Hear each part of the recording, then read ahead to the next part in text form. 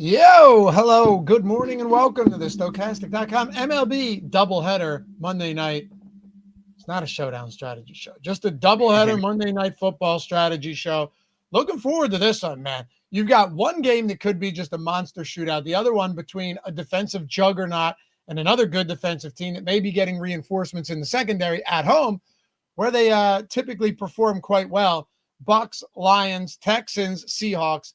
Really fun one today. And I was looking over the salaries last night, just going through it. I'm laying in bed. Like, I have the Bucks, or not the Bucks game. I had the Sunday Night Football game on my phone. I'm going upstairs. I'm laying down, watching that on my phone. And also looking through the salaries. And I'm thinking, in recent weeks, we've had some of these Monday night spots where it's just like, there are absolute smash spots at every position, and they're all underpriced. And it's just like, okay, this kind of sucks. This one is actually a little bit different on a slate like today, where you've got a game with a 41.5 point total, two really good defenses. And then the other one where you have one really good run defense and another team with a good run defense, but a banged up secondary. So Greg Ehrenberg with me as always. What's up, man? This is a much different doubleheader than we've seen all season long. And we've got injury stuff to talk about as well, because you've got Mike Evans coming back from injury. Then you also get Ibuka, who seemingly was going to be out, but now he maybe has a chance to play. We have him out in our projections. I tend to think he's more likely to sit than play. But with that said, that seems kind of closer to 50-50 at this point than it seemed a couple of days ago. So we've got talking points for today. And that also makes this kind of interesting. I don't know if you have a lean on whether he's going to sit or play, but the Buccaneers wide receiving corps seemingly is wildly different on a week-to-week basis. I think he plays, but I don't. It's tough with these hamstrings, man. He's a veteran receiver that's been in the league for like a decade. It's tough. No, I asked you about Ibuka. Oh, Ibuka. Sorry. I have zero read on Emeka Ibuka. Zero. Because originally they said that they thought he was going to miss some time. Yeah. The only reason I mentioned Evans, too, I thought that's who you were referring to, is because Evans seemed like he was a sure shot to play, and now I'd say he's better than 50-50. He's better than Emeka Ibuka. But well, he was already ruled in, wasn't he? What? Was he officially ruled in? I thought so. If he was, it says he's likely to play, but he's not. Like, he's still technically has a Q tag. All right, fair enough. I just took likely to play as playing.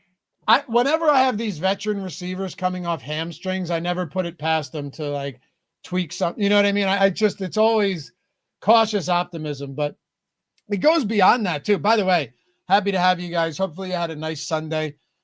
Greg got on the board, by the way, with his Vikings Vikings bet. Well, sorry, Eagles bet. And Colin said, see, not necessarily. Vikings gave that Eagles game, Loughy. You had the right side. Wentz is a joke. I didn't have the right side, though, because Wentz has, typically been a joke throughout his career following the ACL injury.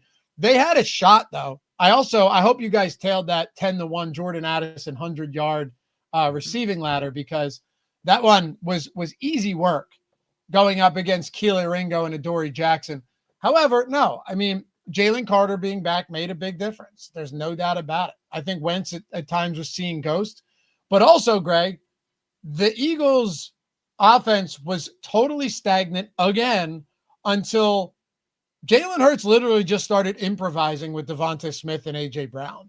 Like, it was those deep shots. They were just straight improvising. They started running some play action out of they started running more play action under center, and it ended up working. But again, like, what was going on until they thought, you know what, maybe we should start targeting these really good receivers. But yeah, you get the W, and they kind of coasted towards the end there. Yeah, I'm in the same way we saw with the Giants too yesterday, where the Giants there was no chance the Giants lose that game. I don't know how you go from shutting a team out through three quarters to giving up 33 points in the fourth quarter of a game. But you do see that happen where teams get leads, they feel comfortable, and they just kind of play to the lead. We're like, hey, we're going to grind a little bit of clock out. We're not going to take as many shots. Next thing you know, all of a sudden the game's a one possession game. But one thing that I do want to add about the Eagles yesterday is I think Jalen Hurts is the most underrated player in the NFL right now, because people talk about him online like he's some sort of terrible quarterback. He was the first QB, if I'm not mistaken, of the entire season to have a perfect passer rating in a game yesterday. 19 of 23 passing, 326 yards, 158.3, perfect passer rating. He was throwing dimes downfield to A.J. Brown and Devonta Smith. He couldn't miss yesterday. So I still think the Eagles are the best team in the NFC. They've hit some bumps in the road, but you look at who the NFC sucks this year. It is such a weak conference. So I think it's way up for grabs, and people just hate this Eagles team. And I think they're underrated, in Jalen Hurts in particular. The hate doesn't make sense at all, because first of all, the one thing I don't think people realize about Hurts is he's actually a phenomenal deep ball thrower, right? And by the way, don't come at me with the homer stuff, because I don't think there's anybody more honest about. I know, I bet against them. I lost significant money, not just to you on the $100 spy, but I had multiple bets. Like I had the Vikings plus 2.5. I had the Vikings in a money line round robin. So yeah, I mean, and again, I had friends and family over, so I'm just like, yeah, AJ, let's go. But no, Hurts is a very good deep ball thrower. Very, very good. And I think you'd agree with me on this, though. They are, I'd say, probably the best team in the NFC, because the Packers do not look very good right now. Dallas offense is really good, but their defense is not. You'd agree with me in saying, actually, maybe the Rams are the best team, honestly. But you'd agree with me, if the Eagles can't piece together a full 4 quarters on offense, they're going to struggle against good teams. You've already seen it. Like, you can't just have these 2 quarters where they play well and the other 2 quarters where it's legitimately 7 straight 3-and-outs.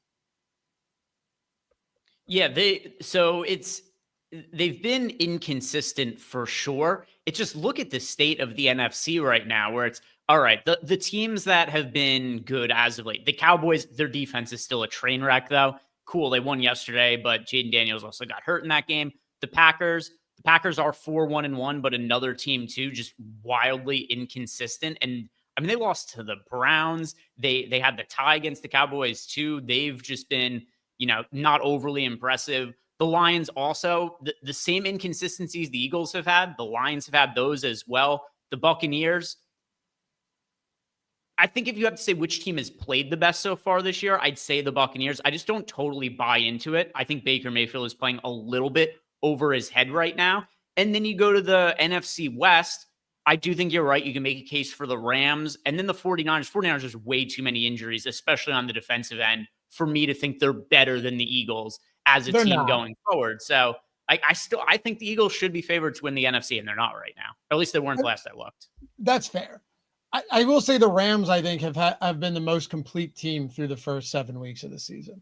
That's my personal take on them. I think they're just a really good team, and they should have beat the Eagles. But besides the point, you're on the board. I owe you a spy entry. We will build that out on Wednesday, and I'm glad to have you guys here. If you don't mind, take a single second, atone for your sins this morning, hit the thumbs up, subscribe to the channel, and leave a comment down below. Give us your top stacks, your top contrarian spots, anything you can think of tonight that puts you in a spot. So look, these, I'm telling you, I had a nice, I think it was like an 8K win on the Christmas Day 2-gamer last year, which helped me, Greg. And I say this not to brag, but to say that largely the 2-game slates were not good for me last year. They just weren't. And I had one that kind of brought me back out of the depths of hell, but they, generally speaking, the 2-gamers have been tough because, and what sucks is I feel like this year I've really keyed in and hit on a lot of these like players that nobody wants to play, that aren't chalk where everyone else is playing the chalk. Even last week, like Algier scores early. I'm thinking this looks good. James Cook didn't do anything. You and I were both on Rachaad White several weeks ago, and he ended up being necessary. but just not putting all of the pieces together in the right lineup. And that's what's so tough about these two gamers. Like, you need to be pretty perfect, right? Even on main slates. I know if you want to win the millie, you have to be perfect, but I hate using that as kind of a bench or measuring or like a measuring stick for what's good or what's not. You still have all these single entries, the spy, the power sweep, where you don't need to be perfect. On these two gamers, you kind of need to be perfect if you want to win something. Yeah, for sure. And the thing that we've done with pretty good success on these shows that you had just pointed out is trying to identify who are some of the low owned running backs or wide receivers that can maybe differentiate a lineup. So last week, Tyler Algier ends up being in the winning lineup, only 5% owned. I think I ended up with like 12% of Algier, but just finding those little points of leverage are massive on these 2-game slates because people generally only end up playing the chalkiest players. And then you'll see some of these guys who have touchdown scoring potential or somebody who has potential to catch a long pass at wide receiver. And some of these guys end up being, 3, 4, 5% owned. And that's also one of my most fun things to do when we do these breakdowns of the 2-game slates is trying to find some of those points of leverage in the low owned plays and dig a little deeper. Absolutely. James, another week, or Aaron Glenn still not an NFL. Yeah, Aaron Glenn stinks, man. That was my biggest miss this week was the Jets. Same. I will say, I think I atoned with the Gadsden play on the deeper dive yesterday, and Bo Nix ended up coming through, but the field spot not great, and Justin Herbert. But what's amazing to me too is like Quentin Johnston. Somehow Herbert throws for 3,000 yards. Thanks, SC. Yeah, that's what I was talking about. The Gadsden spot. Yo, I'm telling you guys, he's really good. Like, this guy is sick. And we were there early. Goblin of the week. Yeah, it should be me for being on the Jets, honestly. But again, I bet them too. I'm giving myself a bit of a reprieve here. But the Jets, man, it's like Aaron Glenn should, no joke, Greg, Aaron Glenn, this is Ben's philosophy. Like, they let first-year coaches hang around too long because Aaron Glenn should be fired right now. He should be gone today. Like, I'd fire Aaron Glenn before Mike McDaniel at this point. So a couple of things on that. First off, I totally agree. I also think it would be hilarious if Aaron Glenn gets fired before ever winning a game as a coach. But also, you watch his press conferences, you would think the Jets are undefeated the way he talks about this team. When he does his press conference after the game, he's like, boy, I thought we looked really good today. Practice went well. It's like, dude, your team is non-competitive. You make the dumbest decisions imaginable game over game. Your players seemingly quit regularly during the game also. And he's like, things could not, like, you listen to him talk, you think they're Super Bowl contenders or something like that. So as far as Aaron Glenn goes, I totally agree. Then you also have the Mike McDaniel's point, which here's something I'm annoyed about. I was recording my shorts earlier before this to go up for my core plays for DraftKings and FanDuel for the 2-game slates. The report came out that, and as we've talked about and as we've come to learn, a lot of times these reporters, they're full of shit and they don't know anything. But we did get the report that the Dolphins are not planning to make a coaching change. And there were crazy prices available on McDaniels to not be the next coach fired. Like 20-1 lines were available. So I would have, if I was not recording a video, then all the lines were gone by the time that I was done. I would have bet McDaniels to not be the next coach fired and would have bet on Aaron Glenn instead. Would have gotten crazy good prices on it. But unfortunately missed that opportunity. But it is very, very live that Aaron Glenn ends up getting fired before McDaniels is the next coach fired this year, and also gets fired before ever winning a single game as a head coach. It's going to be something, man. It's Philip. Thank you for the super chat, man. Gadsden was huge. Made my day. Great call off. Thanks, man. And thank you for the super chat. Congratulations. Unlimited boost sheet. Had a ton of Justin Fields. Thanks, Loughy. That's not on me, brother. You make your own calls. I don't think people do. I don't even realize that. I was thinking about this last night, right? Like I just said, I was flat out wrong on Justin Fields, but I take no responsibility for you being too overweight to somebody like that. Like if you play one lineup, that's on you. I was thinking last night, Greg, and I wanted to say this, and then we're going to dive into all of this. I promise. If you're someone, let's say you're playing like $100 a Sunday, and you're playing one entry into the spy, or like, you're playing $50 and you're playing the red zone, or 75. 75 is perfect. You would be so much better off just playing 150 in the mini max on $75, right? Or like playing 20 in the play action for 60, and then another 20 in the first down, and then another 20 in something else. You know what I mean? Like I ended up having, I think I had 15% Justin Fields. Did it hurt some of my bigger lineups? Absolutely. I had a lot of Breece Hall too, but it wasn't the reason I won or lost yesterday. I don't like making a quarterback the reason I win or lose. I like certain spots, but I also am going to have a ton of Knicks, a ton of Herbert, a ton of Dak and Jaden Daniels and those type of guys. So I'm just throwing that out there, right? Like I will always be honest with you. If I have a bad call, I'm going to tell you like I did right now, but don't blame me because you were too overweight to a specific player. Like bankroll management and also understanding how to balance a portfolio of lineups is more important than just simply liking or not liking a player. Yeah, blame Eric. That's we should just blame Eric. That's a good call. Just go ahead and blame Eric whenever. Even if I say something that's wrong with loss, I don't get. Just go blame Eric. Who cares? It doesn't. I won't. Eric takes responsibility for everything that I say on shows that goes wrong, but I get the credit if things go right. I also was overweight to the field on Justin Fields yesterday. Really, the biggest miss that I could have had yesterday, really any of us, it's more that I didn't have a lot of Jalen Hurts. So what you absolutely needed to be at the top of GPPs yesterday, it was Jalen Hurts double stacked with Devontae Smith and AJ Brown, which I had like 450 lineups yesterday. I had one Jalen Hurts double stack with AJ Brown and Devonta Smith. Like I needed to have more of those if I wanted to have lineups that had real chances of winning GPPs. On the whole, I was overweight to Judkins. I was overweight to, I'm trying to remember who else. I ended up being overweight to Trey McBride. I had my lineups backloaded because I was trying to play for the Emmanuel Wilson situation. So I was overweight to CeeDee Lamb and Dak Prescott. But the real biggest miss for me is I just needed to have more Jalen Hurts double stacks to have realistic chances to win GPPs. Yeah, me too. My biggest miss wasn't even Fields as far as exposure went. I was pretty overweight to Breece Hall. That was the big spot. Like I had a ton of amazing lineups with the 7 from Breece Hall, and you can't. That just doesn't work. But hey, I embrace the criticism, so feel free to hit me with it. But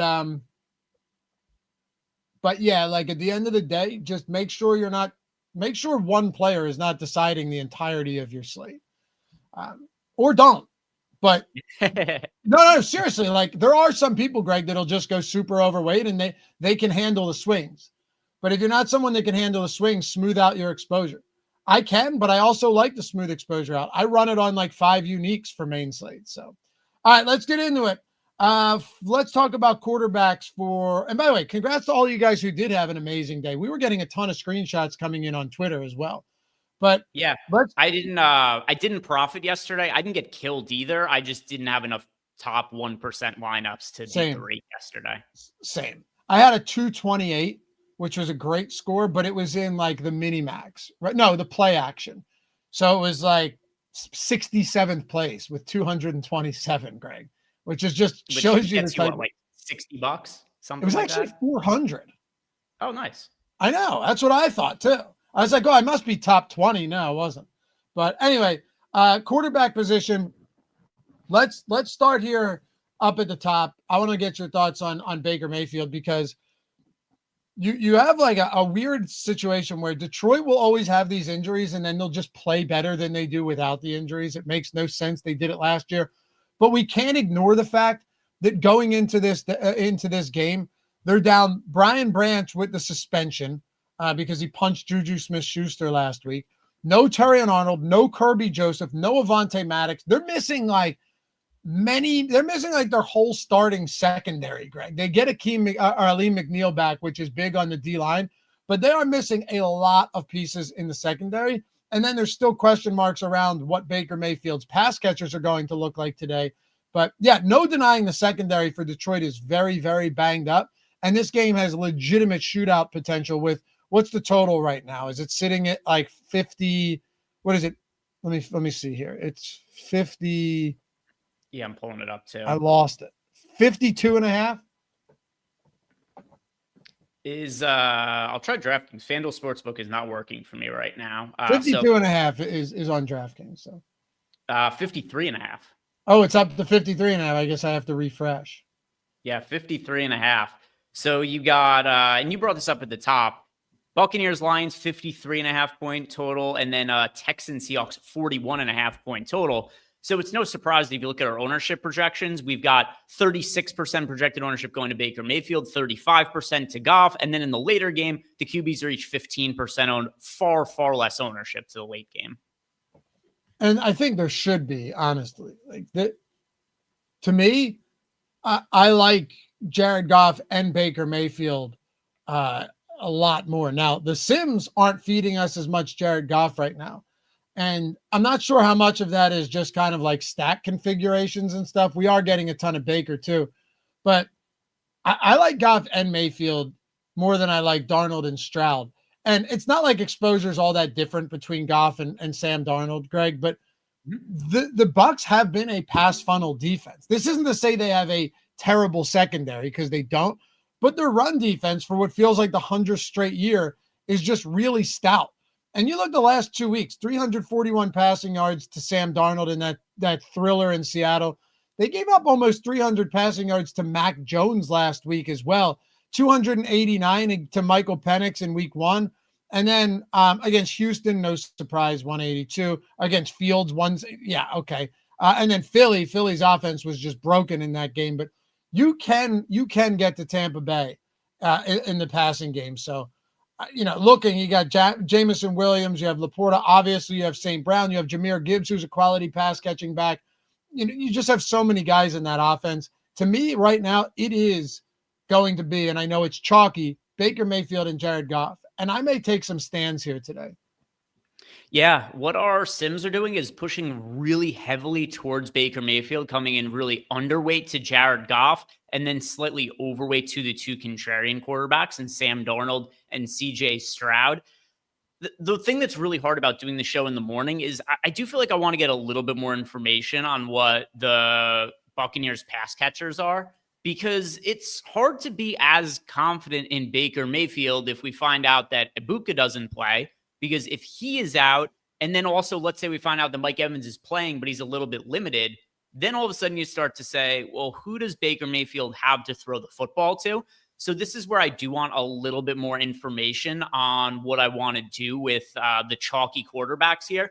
I do think it is pretty interesting to take shots on Sam Darnold or CJ Stroud, just because for a 2-game slate, these are still quality quarterbacks, and that's very low ownership going to them, just because of, understandably what the total of the game is. But they are cheaper significantly than Goff and Mayfield, and they have less than half the ownership. So I actually kind of want to differentiate my lineups and be overweight to the two later quarterbacks.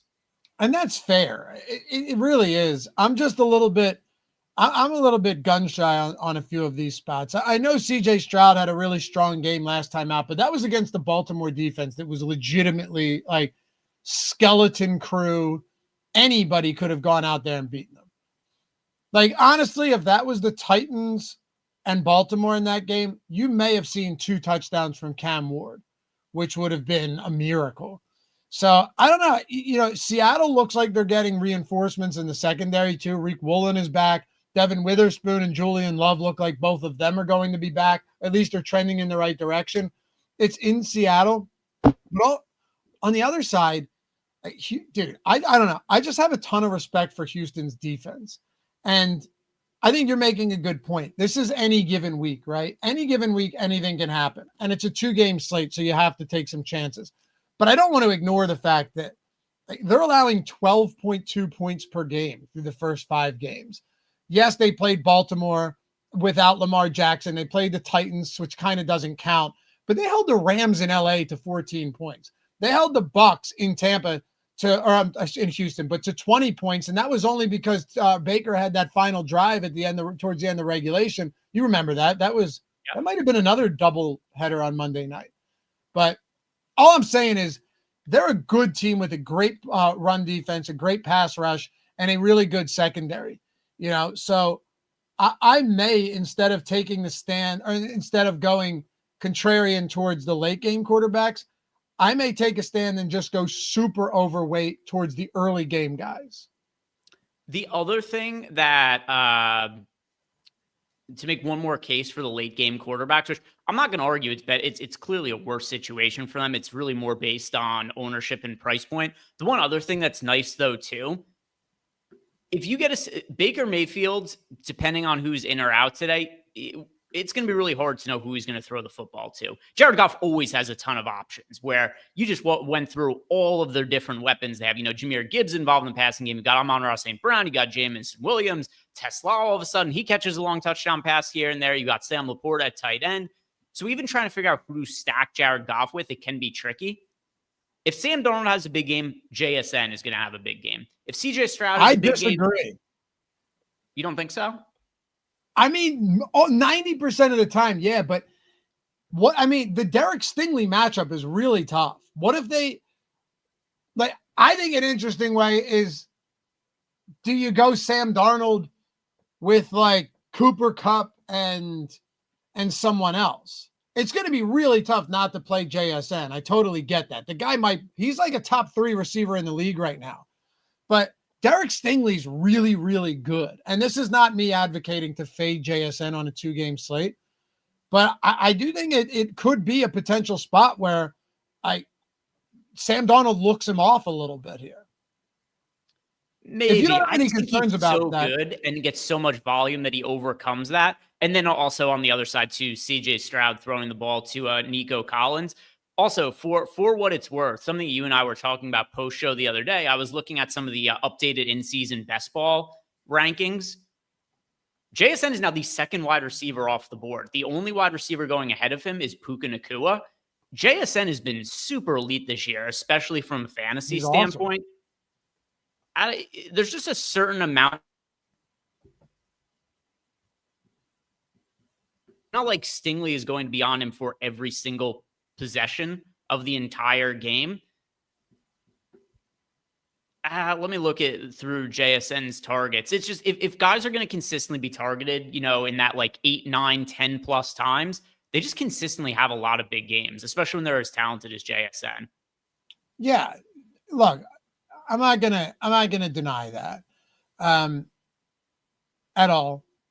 I do think you might see some shadow coverage here, though. I don't know. We'll see. Because it's, you know why I say this? If you're Houston coming off of a bye, right? Which is why I think no one should be advocating to fade JSN. But I do think it makes a lot of sense to have plenty of lineups without him. Because if you're Houston coming off a bye, going into Seattle, what is your main purpose in this game? Knowing that you have a very good pass rush, knowing that you have Derek Stingley, who's one of the preeminent corners in the league, your number one emphasis should simply just be, if we limit Jackson Smith and Jigba, we can limit this offense. We can neuter this offense, cut him off at the knees. So I think there is a path to JSN having a disappointing game in this spot. Yeah, of course. I mean, if you look at also, so while he is the wide receiver we get the most exposure to in the Sims, it's still 64%. So nearly half of our lineups do not have him. It's not like he's some sort of can't miss option or anything like that. He's just very seldomly had poor games so far this season. So somebody in chat said, what if he only has 15 fantasy points? Number one, 15. It's not like 15 fantasy points would be the worst outcome ever, but also 15 fantasy points would be his second worst game of the entire season. He has one game of 5 catches for 79 yards. Other than that, he's pretty consistently been 25 plus fantasy points. Yeah, he's good. He's very good. Take nothing away from it. He's going to be very popular, and I'd never recommend not playing him, but I will. I think there's a possibility I come underweight on JSN. And another reason too is these double headers are just so difficult, man. They're so tough. So if I'm saying that, all right, I want to be overweight on, and this, I'm just going through the process now in my head. Greg, if I'm saying I want to be overweight to the 2 popular quarterbacks, well, maybe one way to differentiate is just being underweight on the most popular player on the entire slate, which would be JSN going up against a very good corner. So Like it's just a way to. That's just one way to do things a little bit differently here. Oh, I'm sorry. So second or third highest. Fourth. You've got Jahmyr Gibbs and Rachaad White are also more popular than him. He's still very popular though. So then he's the third. No, fourth. You've got Amon-Ra St. Brown 1, Jahmyr Gibbs 2, Rachaad White 3, JSN 4 at the moment. Oh, I didn't see St. Brown. Okay, I thought we were filtered by pool ownership. Gotcha, not exposure. Gotcha. Okay. Yeah. All right. I mean, look, at the end of the day, you're going to have to make some sacrifices somewhere. If you build lineups out, St. Brown is expensive. JSN is expensive. Nico is expensive. Mike Evans isn't expensive, but he's not cheap either. And he's going to be popular. Do we have Ibuka out right now? I assume we do, right? Yeah, at the moment we have him out. Somebody in chat brought that up too. They asked about his projection. So it's tricky in the morning because there's, a wide range of scenarios with the Tampa Bay Buccaneers pass catchers, like I was talking about before. But at least considering the information we have as of Monday morning, I think it's reasonable that we have Ibuka projected for 0 fantasy points and out. It's going to be adjusted as the day goes on, though. Yeah, I'm with you. Thanks, Kyle. Yeah, that was a fun one. He came on. Gadsden came on strong late. Donnie Logsden. Do we believe in coach speak that the Lions want to get Montgomery the ball more? Montgomery Gibbs lineups may be interesting. I don't know. Greg and I talked about it the other day. It's like coaches say things like you want to get him the ball more. Just say we're going to get him the ball more. It's your decision. But do I think Montgomery Gibbs lineup is viable today? Yeah, it's certainly viable, especially when you look at the running back options. Like it's not really that loaded. Very possible that guys like Sean Tucker, Nick Chubb, Zach Charbonnet, Woody Marks, even Kenneth Walker against that Houston defense don't do much. So, yeah, I don't think outside of Gibbs, here, I'll go out on a limb, Greg. I don't think outside of Jahmyr Gibbs that there's a single running back that I feel fantastic about. Not a single one of them. And I like Rachaad White with no Bucky Irving for sure.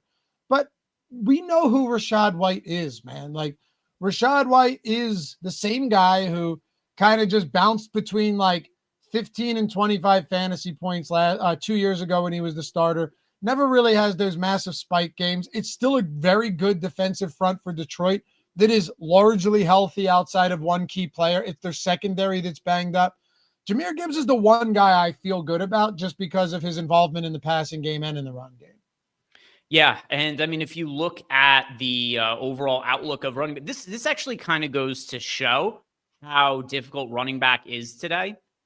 It's pretty normal that we do these 2-game slates where it's just like 4 chalk guys that show up, and it's like we get exposure to 4 running backs. It is the 4 starters from each team. That's usually what happens when we do these shows on Monday morning on the first run of ownership. That is not the case right here. We got Jahmyr Gibbs, Rachaad White. Our third most roster running back, it's David Montgomery. So, and also I ran Sims for FanDuel as well. The 2 most roster running backs I got to on FanDuel, number 1 was Jahmyr Gibbs, 2 was David Montgomery. So it was the Lions 2 running backs showing up most frequently. But then also beyond there, it's like, I don't know what to make of the Kenneth Walker and Zach Charbonnet split. I don't know what to make of the Woody Marks and Nick Chubb split either. So we've got, of all of the exposure we're getting to, 3 out of the 4 teams playing today have a pretty heavy running back split. And not only do they have a pretty heavy running back split, but all 4 defenses are allowing fewer than 4 yards per attempt rushing this season. Hobbs said Houston's not running the ball on Seattle at all. Probably not. But is Seattle running the ball on Houston well? I don't know. Tampa had that one good game running the ball against Houston. Outside of that, they've been a stone wall up front. 3.9 yards per attempt. Bucks 3.7. Seahawks 3.3. Who else did I not mention yet? Oh, I'm sorry. Lions are at 4 flat, but they're still a good run defense. So yeah, it's a tough game for running backs, which to your point, when you talk about these splits, like Woody Marks and Nick Chubb, that's tough to feel good about. I think Zach Charbonnet and Kenneth Walker is tough to feel good about, but I'd still lean Walker here at 5,600. I just think I don't think he's better than Zach Charbonnet. He is a better running back. And eventually my hope would be that they continue to give him more work. But Rachaad White, I'm going to get there based on the fact that it's kind of like, I don't want to say an exclusive Rachaad White backfield because Sean Tucker will get some work, but Rachaad White is clearly getting the large majority of opportunities. He's averaging around 80 snaps since Rachaad White went down. But Jahmyr Gibbs, Greg, is just the one guy to me. He is far and away the number one running back option today. Yeah, and he's the one who we could feel. I don't really have anything too much different to say about than you, but he's the one we could feel most secure as an actual floor on this slate.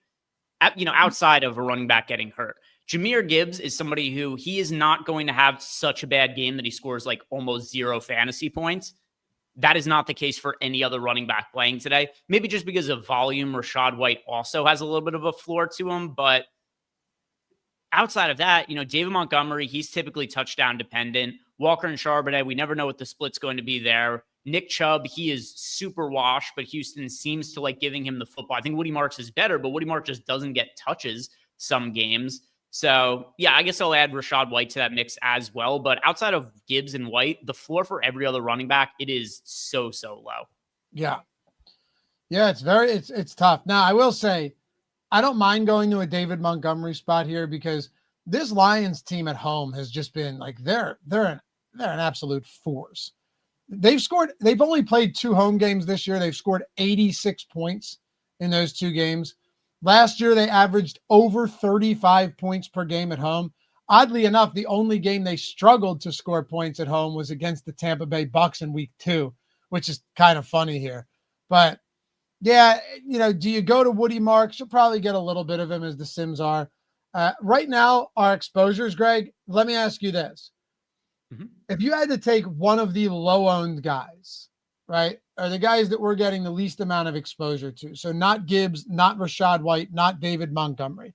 And I don't think, you're not going down to like Daria Gumbawale and stuff like that, right? I don't think on a slate like this, especially in a game with such a low total like that it's necessary.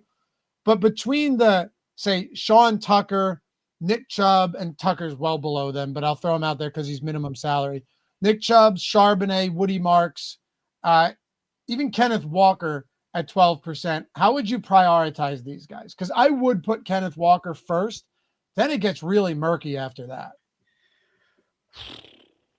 I'm going to say Walker first and Woody Marks second. Walker's one just because I think he's the best of all these running backs. So I'll let that be the tiebreaker, right? Like, I don't know what the workload looks like for any of these guys. Give me the one who I think is the best. And then Woody Marks, I think he has a lot of pass catching upside. He's made a lot of impressive plays in the pass game. And this is a game where if you see a scenario where, and these guys kind of correlate a little bit this way too. Let's say Seattle is winning and they're running the ball out with Walker late.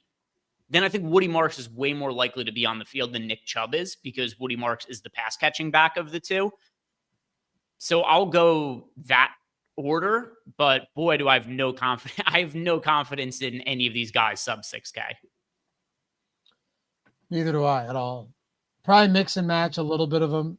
Again, I do think Kenneth Walker is just, the most talented of the group, but they just continue. They're unwilling to not give Zach Charbonnet work. Like, dude, Charbonnet out-touched Walker last week, which is, it's just wild to me. I don't know. Maybe like Walker had that 19 carry game against Arizona, right? Where he thoroughly out-touched Zach Charbonnet. And then the last 2 weeks, it's been like even to slight lean towards Charbonnet. So Charbonnet has just been so unproductive, man. Like wildly unproductive this season. He's averaging what's his yards per attempt? He's averaging 2.6 yards per attempt, Greg. 2.6 on the season. Kenneth Walker's averaging more than a full 2 yards per attempt more than Charbonnet, yet they continue to give him the ball. It's beyond me I would still go in a very difficult matchup to Kenneth Walker here. And that's pretty much where I'm at running back. The whole thing makes no sense. They also drafted these guys in the second round in back-to-back years. In this day and age, I know it was a couple years ago, but it's not that far ago. It was 2022 and 2023. Who's drafting running backs in the second round in back-to-back drafts and then clearly not playing more of the guy who's been way better of the two? So, yeah, that's where it's tricky. Kenneth Walker, to anybody with eyeballs or anybody who just looks at basic, even beyond the advanced stats, because the advanced stats also very clearly show that of the two, Kenneth Walker breaks more tackles. He's somebody who gains more yards after contact. But if you just look at the base numbers, Kenneth Walker averages 2 more yards per carry than Zach Charbonnet. But Seattle seems hell-bent on giving Charbonnet more touches when they're both healthy. It's beyond me. Just looking at it on the season, too, it's even funnier when you start digging in a little bit more with these guys. You know, Walker has 12. Listen to this, guys. Walker has 12 runs of 10-plus yards. Charbonnet has 1. That's just outrageous, man. It makes no sense to me. One of these guys actually can be explosive. The other one can't. Now, I will point out that Jose makes a good point, saying Charbonnet gets the quality touches, though. I mean, certainly not all of them, but you do make a point that when you're talking about like some of these red zone opportunities, Charbonnet does get them, and that is a little bit concerning, right? If there's a potential or a possibility here that they get down to the goal line, you know, they're at home, it's a low-scoring game, but there's still going to be some points. Yeah, Charbonnet has 7 carries inside the 10 to Walker's 4. He has 5 carries inside the 5 to Walker's 3. Again, Walker's been more efficient in goal-to-go situations, Greg, but they don't seem to give a shit. Which that's also the discussion we're having right here, where Jose, it is true, gets the quality touches. What we're kind of talking about here, though, is that's the tricky part, is that Walker's so clearly been the better running back of the two, that when do they just start giving him more touches and the higher quality touches and be like, hey, these high leverage spots, goal line, whatever it may be, let's give the ball to Kenneth Walker, who is more likely to convert than Zach Charbonnet. That's what makes this so difficult to me, is because I feel very confident which one is better, but I don't feel confident in which one of the two the team thinks is better. Right. Exactly. All right. Let's talk about wide receivers here. Before we do, Greg, we got a little promo going on. You've been ramping up for NBA. You're going to be on a lot of these shows. Tell the people what they've got coming for them over in the promo streets heading into opening night tomorrow night, and then Wednesday, a monster slate. But tomorrow, Greg, $750K up top on DraftKings. Listen to this. $1 million up top on FanDuel with guaranteed overlay to kick off the season on a nice little 2-gamer. Yeah, so we have got big contests on FanDuel and DraftKings. FanDuel, by the way, on NFL as well as NBA. They did this at NBA. They did this for the first couple weeks of NBA, running contests with guaranteed overlay. So that's something to take advantage of. But something else you want to take advantage of is here at Stokastic, a couple of deals going on. First, for just $1, you guys could sign up for any of our NBA packages and get access to that package for just $1 for the Tuesday and Wednesday slates. And then that package, whatever one you select, is going to renew on Thursday. That package, promo code SGA, just $1 access to try out our tools. So this is great for somebody who has never used the Stokastic tools before and wants to get in on the sims, see how they work, use our late swap tools. Just $1 to try them out with the promo code SGA. But also, this is something that is going to apply to a lot of you who are NFL players in addition to NBA. Our all access packages get access for 20% off with promo code OKC and get an all access package, either of the monthly packages, either the core or the max package. So you get NBA, you get NFL, if you play MMA, if you play PGA, all of that is included in the all access package. But this is also good for an NBA monthly package. So if you just want to sign up for an NBA monthly package, same deal, 20% off with the promo code OKC. So those two deals, we got a little bit of something for everybody. Take advantage of whichever one is best for you. Link to sign up is down below in the YouTube description box. If you have any questions at all, hit me up on Twitter, ask me questions. But yeah, we've got a lot of the same offerings as last year, but then also we always make little improvements on the back end as well to things like our sims and the post-contest sims and the late swap tool and all that. So little things are definitely going to be improved in the back end, and some also front-facing things as we go forward as well. For sure. And yes, SC, it is a great deal. We always try and Chris says the same thing. It's a sweet 2-day deal. Yeah, it is. But also the 20% deal is actually the best one you're going to get. If you guys are active already, subs, and you're like, you know what, I want NBA too. I want to get the 20% off the all access. Just email us at support@stokastic.com. And Ron's great. He'll take care of that for you, right? So don't think if you're active and you wanted to upgrade that you can't take advantage of this. You can. With this promo running through this week. So keep that in mind. 20% off any NBA or all access for the month, or $1 for Tuesday and Wednesday. Monster prize pools Tuesday, going to be Wednesday as well, not to mention huge slate on Wednesday with a ton of night slates as well. All right, let's talk about the wide receiver position. We kind of dug into it already. I mentioned to you that I'm a little, JSN might be the spot where I'm willing to take, again, I have to take risks on these two gamers because they've burned me this year when I don't. You have to be like smart with chalk, but also, Greg, there's always just one spot that if you're not on that one spot, you're just cooked. So that might be it for me. Mike Evans, I like getting to today. If Ibuka's out, it's hard not to with those injuries to the secondary. I'm not in love with Nico, but I'll always play him. And he's not super high owned, but he's popular.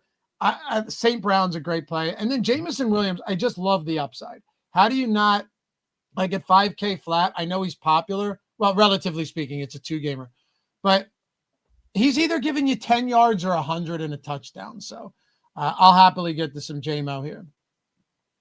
Yeah, he is the most boom or bust wide receiver. Probably not. Well, he certainly is for this slate, but maybe even for the entire league when it comes to Jameson Williams. And it's for a couple of reasons. Number one, he doesn't get a ton of volume, but he's got massive big play upside. We saw him score a long touchdown last week. But then also, the Lions have so many options to throw the ball to that you can never count on Jameson Williams to see 7-8 targets or anything like that. So it's not going to be volume-based. You kind of need a big play out of Jameson Williams, but he has potential to do it. And it's not like the reason that he has a low amount of volume is because the Lions don't believe in him or anything like that. He just signed a massive contract extension with them before the season started.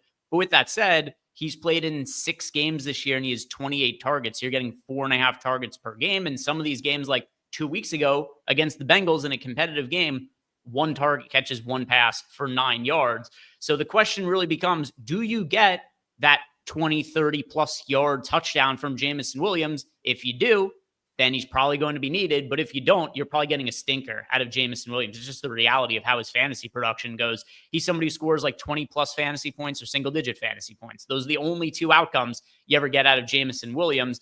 So the way I like to play him, it's going to ultimately depend on what the ownership ends up being. If he's really popular, I'll be underweight to the field to him. If he ends up being a little bit more contrarian, I'll be overweight to the field to him. That's what I like to do with really, really highly variant players, and that is what he is. As of right now, he's expected to be popular, but that could change based on who gets ruled in or out for the Buccaneers later on in the day.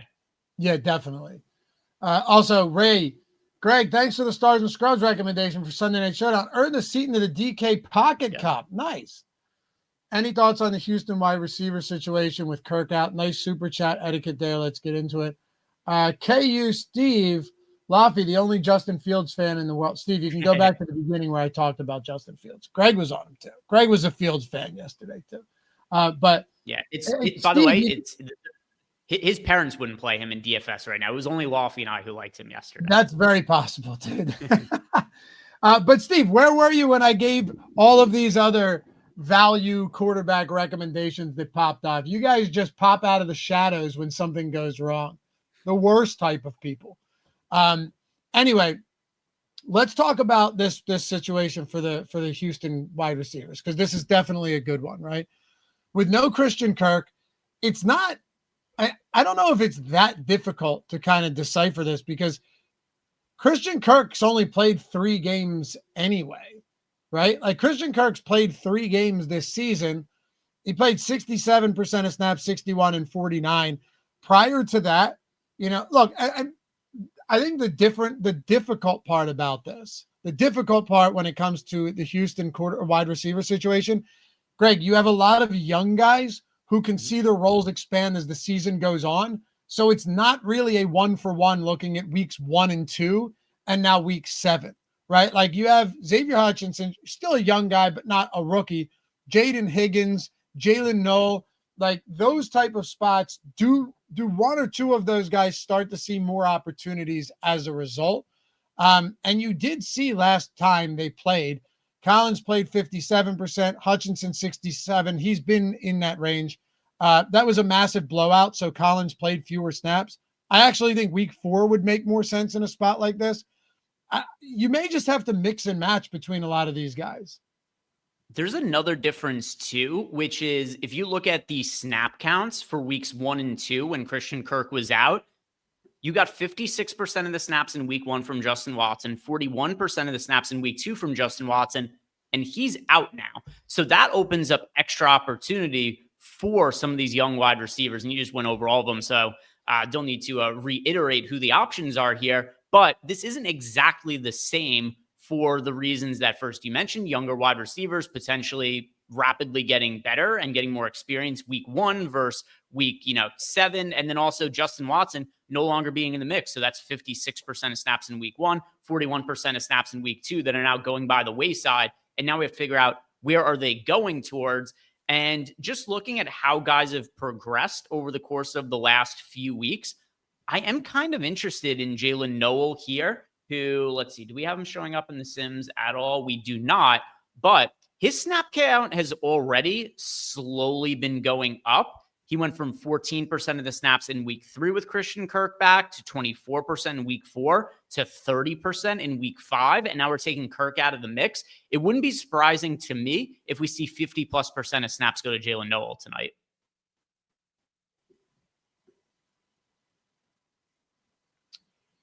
It wouldn't shock me. It's also like, all right, what is the role for Christian Kirk this season? And we typically know a decent about. Actually, let me sort by wide receiver here. So Christian Kirk on the season has run 73% of his routes out of the slot. Noel's at 62%. Jalen Noel is at 62%. Higgins is 20% in the slot. So yeah, there is actually a possibility that he kind of just slides more into that role, right? Especially, and you made a good point here, Justin Watson, 79%, and he's on the IR of his slots, of his routes have come out of the slot. So I actually think Higgins continues to get work here because, this is a second round rookie. They're going to want to keep getting him more opportunities, but maybe Jalen Noel, is it Noel or Noel? I heard him and I remember them saying it and now I can't remember how to pronounce it. I think it's Noel. I think it's Noel. It is Noel. It's got to be Noel. Either way, Jalen N. It is Noel. Noel. Knoll is the Pro Football Reference pronunciation. Yeah, Jalen Noel probably is the guy that you'd want to slot in there. He's different than like a Tank Dell, but also similar in the sense that, he can rack up yards after the catch. I'm actually interested now that we've talked through this and getting to a little bit of him tonight. And keep in mind, too, we're not talking right now about who our favorite overall. We're not saying, oh, yeah, punt on JSN because you could play a Jalen Noel who might get 60% of snaps today. What we're trying to figure out for a 2-game slate is who are the really contrarian options you could go to that could really differentiate a lineup. And that's where I'm just looking at some of the data that you just pointed out, Loughy. But then on top of it, too, just somebody who's already seen his snaps go up week over week for the last 3 weeks. He's kind of trending in that way. He's getting this added boost from somebody who plays the same position now being out. So if I'm looking for somebody who's going to be sub 5% owned that can really differentiate a lineup on a 2-game slate, that's the one that stands out to me, a wide receiver. I'm with you. What's Higgins' ownership? 7%? Yeah, we've got Higgins. 7% owned for Higgins. And then we've got Hutchinson also 7% owned. I don't think you'd argue with me when I say that all 3 of these guys at their respective price points are viable with no Christian Kirk, because Dalton Schultz hasn't done a damn thing this year. He'll get like 4 or 5 targets per game, but he's not like, it's not like you go, okay, yeah, there's Nico Collins and then Dalton Schultz, and then there's everybody else. It's really, there's Nico Collins and then there's everybody else. So this may be kind of like the spray and pray mentality here, but to your earlier point, we should be looking to get at least some Jalen Noel in there. And if I end up getting a little bit of Higgins, Hutchinson, and Noel, I'd be okay with that, Greg. Yeah. Yeah. And none of these guys are going to be in, 30% of lineups for me or anything like that. But, right now I would be pretty happy to have like 15% of Noel being way overweight to the field to him. Me too. Now, let's not ignore the fact either, though, that like this could be a very low scoring game and Houston's offense could just not do much. I think we're both fully aware of that, right? Like Tez Johnson, if Ibuka is out, is clearly a better play on paper than any of those 3 guys. For sure. And same with Sterling Shepard at $4,500. Yep. It's just, these guys are also pulling 20% ownership about a piece. So the field is kind of there. I don't want to be overweight to the field on Tez Johnson or Sterling Shepard at their current projected ownerships. But yeah, if you were looking for just who is projected for the most fantasy points at a cheaper price point, yeah, it's the Tampa Bay Buccaneers guys, under the assumption that Ibuka wasn't going to be playing today. Rosso, Texans 4-man stack, baby. If you do that, Rosso, and you win the tournament, I'll personally send you $1,000. He won't need it. He'll already be rich. I know. Well, yeah. I mean, I was going to say if you just play it, but that would make no sense because then he'd just burn a lineup. Steven, Seahawks have not been great against tight ends. Yeah, well, let's go to tight ends here, Greg. And of course, we'll have live before lock. We'll be able to talk more about guys like Torrey Horton and some of these other guys as well. Don't worry about that. Make sure to stick around for some of that coming up with Spags and myself later in the day. Yeah, we're still getting 40% Schultz, Steven. So you look at this, and I mean, the fact that we're getting that much Cade Otton is just a testament to how bad the tight ends are on this slate, right? It's not good. You have Schultz, Otton, Laporta. The one guy that I do want to talk about is Elijah Arroyo. Like, if you want to get weird in a spot like this, Elijah Arroyo, they're not going to use him, much as a pass blocker. He's a rookie tight end. Typically, that's why these guys don't get a lot of work early in their careers, is because they're not good at pass blocking and receiving. You look at a George Kittle. Did you see what difference he made in the run game yesterday? Run block. Like, Christian McCaffrey was terrible in the ground all year long. And yesterday, every run he had went for like 10 plus. It's a huge difference. So that's why they'd rather have Barner out there. But Elijah Arroyo does run some deep routes, Greg. We saw it actually against Arizona on Monday night or Thursday night a few weeks ago, where he had that one. He's waving his hand down the sideline. Like, there are opportunities potentially for him. He's $2,700. The tight end position stinks. That might be a spot that I'm willing to get a little bit different. Because if you told me that Laporta, Otton, Schultz, and Barner all just didn't have good games, it wouldn't surprise me at all.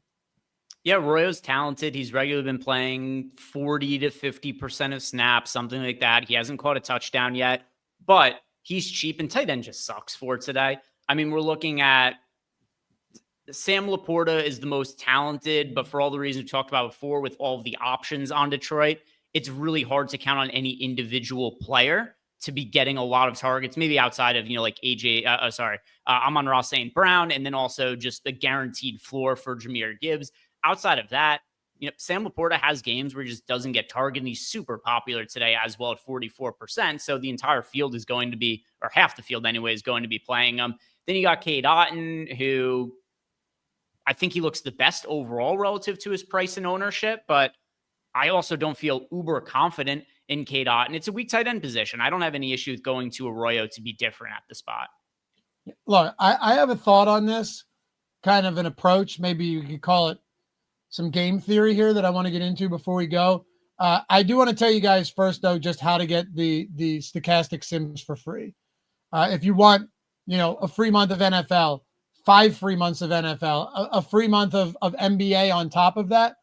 The link join promo that we have by signing up with any of our sportsbook partners is hands down the cheapest, most affordable, and smartest way to go about this, right? So if you haven't done so yet and you're thinking, man, I'd love to use these tools, I want to get the access to NFL. I saw Loughy and Greg retweeting all of these huge wins from yesterday and every week, but I'm not in the position right now with my bankroll or the amount I play each week to go in and pay full price. The simplest way to do it is use the link in the description, man. Go in the link in the description where it says sign up with any of our sportsbook partners, get the Sims free. Just follow these 4 steps. It's that simple. This is like a 10, 15-minute process to get a free month of the core Sims or as many as you want. Click claim offer. Like Onyx right now is available in 40 plus states. So for all of you saying like, I can't do it, I'm not in a legal sports betting state, not true. You have Onyx, you have Better, you have Sleeper, you have Underdog, a bunch of these. DraftKings Pick 6, if sponsor of the show today, phenomenal platform, awesome format. They're in here in the link join as well. So all of these, if you haven't done so, you claim offer, you deposit, $5 or $10 minimum deposit for all of them. You're already getting bonus bets and match deposit offers for all of them. Or like Onyx, you're getting Onyx Cash. You're getting all of this stuff.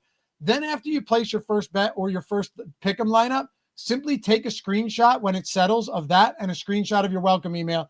Email us, support@stokastic.com. Tell us what you want. So Greg, let's say you went in, you signed up on Onyx, boom, $10, $10 spend. You went on Better, $10. That's $20 right there. And then Sleeper, I think the minimum is 5, but it might be 10. Let's just say 25 total. You could go give me 2 free months of NFL, give me a free month of NBA. Now you're talking north of $400 value, and you're getting all of these match deposits and bonus spots. So it's just straight no-brainer, man. That's the way to do it if you haven't done so yet. Link is down there, and if you have any questions, always feel free to hit us up. All right. One other thing I want to add as well, over on Tails, either go to tails.bet or download the Tails app. We've been doing a bunch of giveaways over there. I also did one for the main slate yesterday. I posted top 5 sim RR lineups for DraftKings and FanDuel and said one person who liked that post was going to get a free NFL Stokastic sim sub, and I have the winner. The winner is The Dark Knight. That's what his name is over on Tails. So The Dark Knight. Ooh, I don't know if this is Bruce Wayne. I don't know if it's Batman. I don't know if this is a new superhero in the real world, but The Dark Knight, you did win this week's giveaway. So either DM me on Twitter or hit up NewsGod. Just email support@stokastic.com and we'll get set up with a free week of NFL Stokastic Sim. So there's another way you guys could potentially get cheaper free access to our tools is just go ahead and download the Tails app. Leave us a nice review while you're there. That's something that helps us build out that platform. But turn on notifications, look for posts that Loughy and I and everybody else sends out, because that's another way you could potentially get some free stuff over there. Hell yeah, man. I mean, if you're not following us on the Tails app yet, I don't know. I mean, what are we doing at this point? Some big wins again yesterday. Everything's free. It's just so much fun, like personally and selfishly, to do content like that. Like I'm betting all this stuff myself. So to be able to just throw it up on a platform where you guys can get notifications and just come there each day. Greg, same thing with you. You're betting all this. Like we're not putting anything up that we're not already betting. So it's not even difficult for us to just, hey, let's toss it up with my analysis for why I'm betting it. And then we can sweat this stuff together. It's awesome, man. Anyway, here's my thought process on Seattle. And just come along for the ride with me, right? I'm not saying you have to do this, but come along in this journey for a second, Greg. If it ends up happening that Derek Stingley really does find a way to put the clamps on JSN today, now it might go the opposite way, and JSN just ends up having his way with Stingley, right? Because great receivers can beat good corners, and great corners can erase great receivers. It's just, matter of the week. But let's say Stingley does, and Darnold starts looking elsewhere. You have Cooper Kupp, and I guess you have Horton, both of whom I think are viable today because of that. But what if it just ends up being guys like Barner or an Elijah Arroyo who start to get some of these opportunities? I think that could be an angle here where it's like in some non-JSN lineups, you look towards Seattle tight ends. And I'm not saying you necessarily have to go like a Cooper Kupp, AJ Barner stack or something like that. But getting exposure to some of these secondary, even like tertiary options, there you go, fellas, on the Seattle side at the tight end position, could make a lot of sense today if JSN has kind of his first really underwhelming game. Yeah. And the other thing too is we're just looking for who are the guys who we think could get playing time. They're a contrarian for 2 game slate to separate a lineup. And Arroyo's playing 40 to 50% of snaps every single week. So also because Ryan Stubbs is asking about it in chat, I'll show you in a second here what it is that you could do to boost your exposure to individual players and set it. But yeah, Arroyo is definitely one of those considerations for me to boost and make sure I get into a set amount of lineups. The same goes for Jalen Nolan. We were talking about wide receivers. So these are the things that Loughy and I like to do to separate our lineups on a 2 game slate. Yep. Yeah. And a lot of times it's not going to work. Like a lot of times Elijah Arroyo is not going to work. But a lot of times neither is Rachaad White when we were hyping him up a few weeks ago on the doubleheader Monday night slate. And then you just ended up needing him, right? So many of these, there's like 1 or 2 guys that are low owned that you just need. And, you know, you're better off not even playing Monday nights if you don't have some risk tolerance, because you're going to make some ugly lineups. If you're playing these where it's just full out chalk, I mean, God, the amount of times there's just one guy that you absolutely need. I'm going to try and put myself in that position. So what do you think the best way to do it is? This would be a good way to close the show out when you show everybody here, like in terms of getting maybe a little more Barner, maybe a little more Elijah Arroyo, giving ourselves some exposure and like protection without exposing ourselves too much. How do you think the best way to approach something like that is, as far as finding a balance, you know, a happy medium, instead of not having any and having too much to where it affects your slate negatively as well? Yep. And by the way, winner in chat, I love my wife, actually 0007. That is you. That is you. You are the Dark Knight Christian Bale himself, who also loves his wife very much. So he has an alter ego, huh? Yeah, apparently an alter ego. I love his wife. I love my wife until she talks back, and then I am the Dark Knight. Until dinner's late. I love my wife. Yeah. Until then. Until my sandwich isn't on my tray during the Eagles game. Yeah, or between the hours of 9:59 a.m. and 11:58 p.m. Other than that, everything is good. Yeah. So Elijah Arroyo here, I'll show an example right here for you, Ryan Stubbs. So, and for everybody else, here's what I do. I'll just give a really aggressive ROI boost to somebody. I'll just go 100% to Elijah Arroyo. So every lineup with Arroyo now gets a 100% ROI boost, but I don't necessarily want to have as much Arroyo is about to show up right here. So what I would do here then is I go to the exposure caps. I'll go into Arroyo. And then let's say I only want 10% of him. I'll just set 10%, set exposures and adjust favorites. Now you'll see here when we go to the tight end position, we have 10% of Elijah Arroyo. That's how I do it. I utilize this a lot on 2 game slates. The mega boosts. Yeah. Well, the boost, but then the exposure cap just to give myself That's what I mean. Right. Like to guarantee some exposure. I love what you did there. Go through them one more time. So 10% Arroyo, 6% Barner. I'd probably boost Barner personally too. That much Ott and Laporta's fine, but and Schultz is kind of wild on a 2-gamer. Yeah, so let's let's just find another wide receiver here. We got a super chat, so we could answer this while I go through it here, but we got this super chat from Jeff Williams, who he said, if Ibuka is out, rank Shepard, Tez Johnson, and Cameron Johnson. I like Tez 1, Shepard 2, and then Cam 3 for myself personally. But let's say that we were to go in here and say, all right, I want to make sure that I get to, all right, we're actually already getting to a good amount of Tez Johnson and Sterling Shepard, but let's do the same right here. Let's say Cam Johnson, I want to get 10% of him. I would do, the number here actually doesn't really matter all that much, but I just set a big number so I guarantee I get a certain amount of number of lineups with them. So I'll just go 100% ROI boost to Cameron Johnson.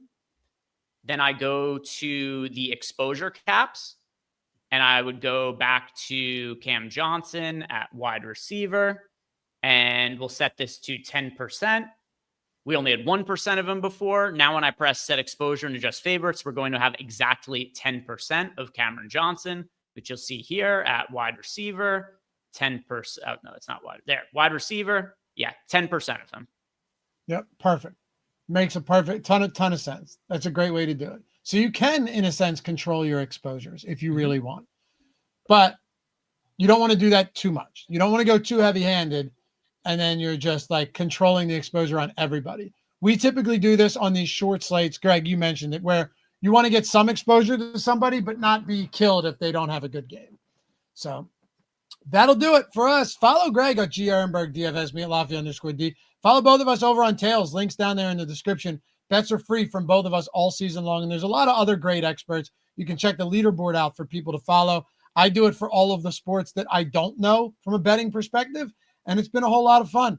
Live before lock later today, and NBA kicks off or tips off tomorrow to start the season. I hope you guys will be there. Make sure to take advantage. Greg, I'm going to take this off one more time, and then you can throw it back up. $1 for Tuesday and Wednesday for Sims Max, right? For both of those sites, or 20% off any NBA or All Access monthly package. If you are a current sub to NFL and you want to upgrade to All Access and grab this 20% discount, just email us, support@stokastic.com, and Ron will get you squared away. Today's show, it is sponsored by DraftKings Pick 6. If you have a gambling problem, call or text the number 1-800-GAMBLER. Help is available for problem gambling. Just call 1-888-789-7777 or visit ccpg.org. 18 plus, valid only where Pick 6 operates. See dkng.co/Pick 6 states. This is void in New York and Ontario and where prohibited. Eligibility restrictions do apply. The deal is one per new DraftKings customer. Your first $5 in first pick sets will receive a max $50 issued as non-withdrawable bonus picks that expire in 14 days. This offer ends on November 3rd, 2025 at 11:59 p.m. Eastern Time. Terms and conditions can be found at pick6.draftkings.com/promos. This is sponsored by DraftKings.